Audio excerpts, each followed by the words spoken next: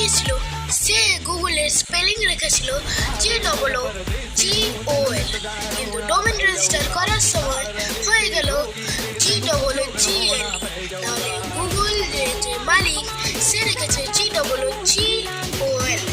Fact number 2, Audi, Porsche, Skoda আর যত car company স্ক্রিনে দেখাচ্ছে সেগুলো সব ভলক্সওয়াগনের আন্ডারে পড়ে।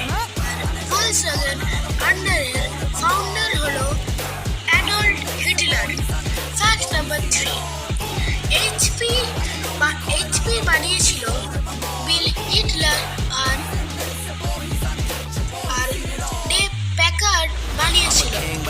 এবার দুজনের কনফিউজ হয়, যেরকম হিটলার প্যাকার্ড হবে না প্যাকার্ড হিটলার হবে।